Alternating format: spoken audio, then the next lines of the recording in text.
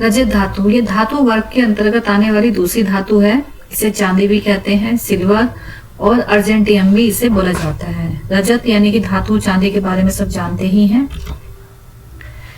जो चांदी है वो प्रकृति में दो तरीके से मिलती है, एक तो मुक्तावस्था में यानी कि इसको नेटिव सिल्वर भी बोलते हैं, और एक होती है युक्तावस्था में यानी कि ये इसके खनिज मिलते हैं।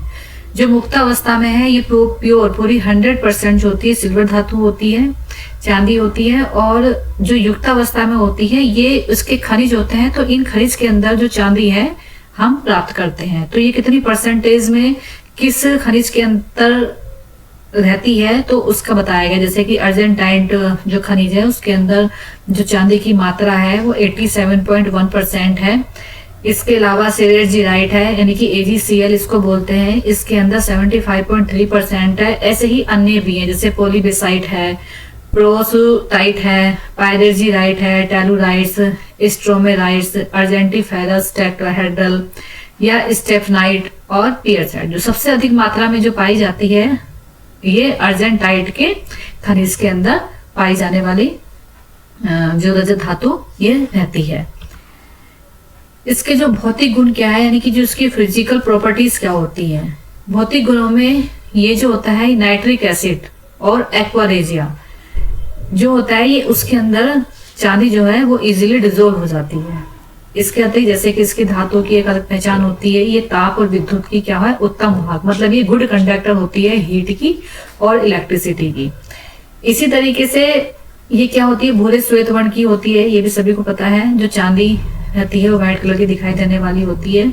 चांदी को जब गंधक यानी कि सल्फर युक्त अगर जलवायु में मतलब ऐसी एटमॉस्फेयर जिसमें कि सल्फर की मात्रा अधिक हो ऐसी में छोड़ दी जाए तो ऐसे में जो चांदी होती है वो काली पड़ जाती है। चांदी बहुत सॉफ्ट पिघली हुई उसके रहती है तो इसलिए इसमें कठिनाई है यानी कि हार्डनेस पैदा करने के लिए हम इसके अंदर कॉपर मिलाते हैं। इसके अलावा वातावरण का अगर चांदी अगर बिल्कुल प्योर है और वातावरण भी शुद्ध है तो उसका चांदी पर कोई इफेक्ट नहीं पड़ता, मतलब वातावरण का इसके ऊपर कोई इफेक्ट या प्रभाव जो है नहीं पड़ता है। अब है कि चांदी की शुद्धता की पहचान हम कैसे करेंगे कि प्योर चांदी है कि नहीं है।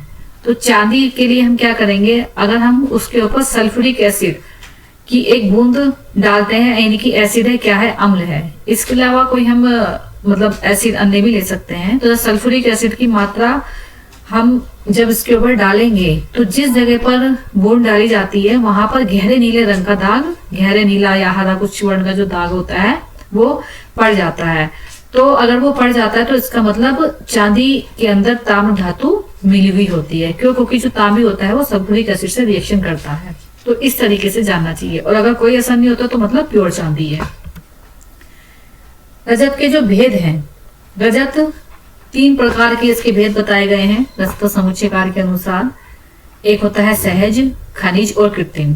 सहज जैसे कि मतलब नेचुरल नेटिव फॉर्म में जो अभी बताया था पहले, खनिज यानी कि खनिज फॉर्म में, और एक हम आर्टिफिशियल तरीके से भी इसको बना सकते हैं यानी कि कृत्रिम, जिसको हम रसविद सिल्वर भी बोलते हैं। सहज यानी कि नेटिव यही सर्वश्रेष्ठ बताई गई है क्योंकि यही क्या है प्योर होती है।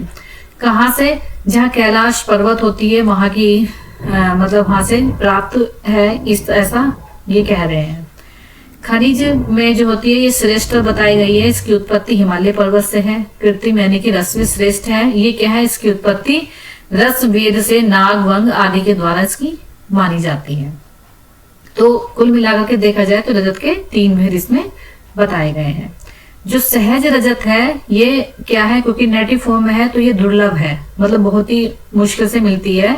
और ऐसा कहा जाता है कि इसके स्पर्श मात्र से ही रोगों का नाश होता है। जो खनिज होती है ये रसायन गुण वाली जो रजत धातु होती है वो होती है। इसी धातु का हम अपने मेडिसिन में यूज करते हैं, इसी की हम भस्म वगैरह बनाने के काम में आते हैं, इसलिए क्या है ये रसायन गुण वाली बताई गई है। कैसी चांदी हमें लेनी है अपने यूज के लिए, एक तो जो कठिन हो, स्वच्छ हो, हैवी होनी चाहिए, स्निग्ध यानी कि चिकनी कुछ हो, गर्म करने पर या काटने पर कैसी सॉफ्ट होनी चाहिए और श्वेत वर्ण की रहती है। ये जैसा चंद्रमा बिल्कुल एकदम स्वच्छ साफ सफेद रंग का दिखाई देता है, इसी तरीके से जो चांदी है ये भी दिखाई देनी चाहिए। या फिर शंख, शंख भी कैसा है, बिल्कुल एकदम शुभ्र और चिकना दिखाई देता है, स्पर्श रहित। और रजत जो होता है यही कैसा हमें ग्राह्य लेना चाहिए। अग्राह्य क्या होगा, बिल्कुल उसके विपरीत लक्षणों वाला, जैसे लाल हो, पीला हो, या कृष्ण वर्ण का कुछ उसमें दाग धब्बे वाला हो, रुक्ष हो, लघु हो, छिद्र युक्त हो, मोटे अंग वाला, खुरदुरा, यानी कि जो ग्राह्य है उसके कुछ कुछ उल्टे जो लक्षण होते हैं, ऐसे हमें जो रजत है उसको त्याग देना चाहिए। रजत का शोधन का प्रयोजन, जैसे कि हमने जानते हैं कि हमें कोई भी द्रव्य जब हम उसको औषधि प्रयोग के लिए ले रहे हैं तो उसके शोधन की आवश्यकता होती है। क्यों? क्योंकि शोधन करने से क्या है, उसकी विषाक्तता या जो उसमें कोई भी टॉक्सिसिटी होंगे या जो मल वगैरह होंगे, जो दोष होंगे, वो सब इसमें दूर हो जाते हैं। तो रजत को क्या है, शुद्ध और अपाक, रजत के सेवन से क्या हो जाएगा, हम आयु, शुक्र, बल वर्धक होता है, शरीर में संताप, मलबद्धता और रोग उत्पन्न करेंगे। अगर मतलब सेवन से, अगर हम अशुद्ध रूप में सेवन करेंगे या अपाक रूप से हम इसका सेवन करेंगे, तो इसीलिए रजत को जो है, जो हमारे जो ग्रंथ है या जो शास्त्र है उसके अंदर जो शोधन मालन विधि जो बताई गई है, उसी तरीके से हम इसका शोधन और मालन करते हैं। जैसे कि इसमें पहले भी मैं बता चुकी हूँ, धातुओं का एक सामान्य शोधन है, तो इसी तरीके से ये शोधन यहाँ रजत धातु में भी अप्लाई होगा। कौन सा है, तेले तगड़े गवा मूत्रे आर नाले कुलत्थजे, ये श्लोक है रसरत्न समुच्चय का। इसमें क्या होगा, रजत को वही कंटक वेदी जो पत्र होते हैं बना करके रक्तप्त करके, इनमें सब में क्या करना है, क्रमशः सब में बारी बारी 7 बार प्रतप्त करके बुझाने से रजत धातु क्या हो जाती है, शुद्ध हो जाती है। इसके अलावा इसका एक अपना विशेष शोधन भी होता है। विशेष शोधन के लिए क्या है, हम रजत के वही कंटक वेदी पत्र लेंगे, इसको क्या करना है, सेम उसी प्रकार से रक्ततप्त करेंगे, लेकिन जब हम इसको अगस्त्य पत्र सोरस में 3 बार बुझाने से क्या हो जाएगी, रजत शुद्ध हो जाएगी। तो ये इसका विशेष शोधन बताया गया है। सामान्य शोधन में क्या है, वही श्लोक जो है पहले भी मैं बता चुकी हूँ, तेले तकड़े वाला।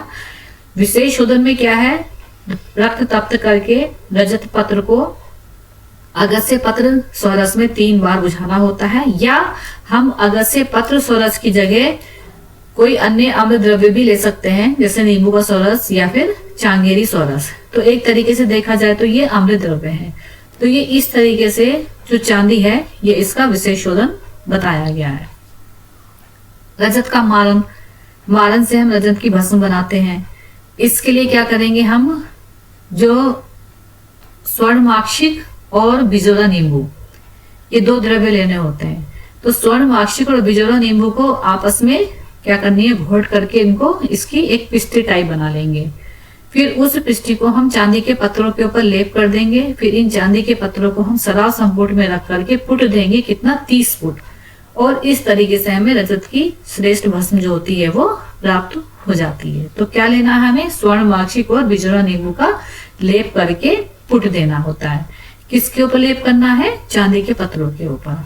दूसरी विधि भी बताई गई है, इसमें हम रजत के कंटक वेदी पत्र को लेकर के उसमें क्या, समान भाग पारद और गंधक की समगुण कजली ले लेते हैं। फिर इस कजली को क्या करना है, घृत कुमारी सोरस में घोटकर, मतलब पहले पारद और गंधक समान मात्रा में लेंगे, कजली बना लेंगे, फिर कजली में घृत कुमारी सोरस मिला करके इसका भी क्या करना है, एक पेस्ट टाइप बना लेंगे। इस पेस्ट टाइप को क्या, रजत पत्र के ऊपर लेप करना है। फिर आगे की प्रक्रिया वही शराब संपुट में रख के 20 उपलों की अग्नि में हम पाक करेंगे। तो इस तरीके से 2 फुट देने से रजत की जो भस्म है वो हमें प्राप्त हो जाती है। तो 2 तरीके की विधि बताई गई है। एक इसमें स्वर्ण माक्षी को बिजोरा नींबू घोट करके स्वर्ण पत्रों पर लेप करना होता है। दूसरा कजली और घृत कुमारी सोरस का पेस्ट बना करके तो रजत पत्रों का, एक पहले में 30 फुट दे रहे हैं और दूसरे में हमारा 2 फुट देने से ही काम भस्म हमें मिल जा रही है। तो इस तरीके से हमें रजत की कैसे कृष्ण वर्ण की भस्म जो होती है वो प्राप्त हो जाती है। कैसा वर्ण होता है, कृष्ण वर्ण। इसी तरीके से अब इसके गुण क्या होंगे, रस इसका कसाय और अम्ल होता है। जो रजत भस्म होती है ये इसकी शीत विधि बताई गई है क्योंकि ठंडी है। विपाक कैसा है, मधुर है। गुण इसका स्निग्ध गुरुसर है। और क्या है, ये वात कफ दोष शामक होती है।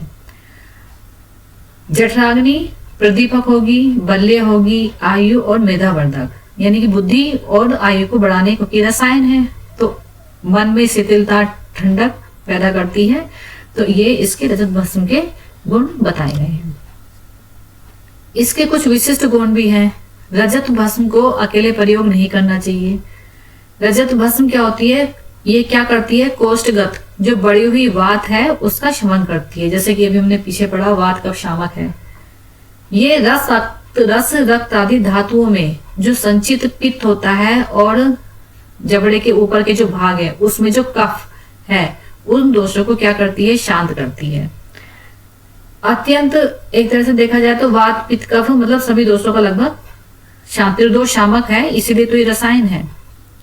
अत्यंत जो क्षीण बुद्धि के या स्मृति के व्यक्ति होते हैं या जो साहसहीन व्यक्ति होते हैं या जिनको सर्वभ्रम हो, ऐसे मनुष्य के लिए क्या है, ये श्रेष्ठ औषधि बताई गई है। जो निरंतर अध्ययन अध्यापन का कार्य कर रहे होते हैं, बच्चे हैं, युवा पुरुष हैं, इनके लिए क्या है, ये बहुत ही उपयोगी औषधि के रूप में काम में लाई जाती है। मात्रा इसकी बहुत ही कम दी जाती है, 1/4 से 1 रत्ती तक, रोगी के बल या काल के अनुसार विचार करके। किसके साथ देते हैं, मधु के साथ, घृत के साथ या फिर मलाई के साथ। रजत वर्ग जो इसकी एक पतली सी लेयर जो वर्क होता है उसके भी कुछ क्वालिटीज बताई गई है। कसाय अम्ल है, सेम लगभग वैसी ही है। सर है, शीत है, ये भी विपाक में मधुर है। बल्य है, स्निग्ध है, रुचिकारक, लेखन, शुक्र मेहर, आयुष्य, वय स्थापक, मेधावर्धक ये भी होती है। और क्या, वात पित्त नाशक का काम करती है। प्रमुख योगों में इसके सर्व ज्वर हर लो है, विषम ज्वरांतक लो है, मकर ध्वज बटी है, जहर मोरा बटी है, त्रिलोक्य चिंतामणि रस है। तो एक तरीके से जो ज्वर होता है उसमें भी ये मतलब बहुत अच्छा काम करती है। तो रजत धातु क्या है, बहुत ही महत्वपूर्ण धातु है। आयु वर्धक, बुद्धि वर्धक, स्मृति वर्धक होती है, थकान भी मिटाने का काम करती है। तो इस तरीके से ये जो रजत धातु है इसके बारे में इतना ही। थैंक यू, धन्यवाद।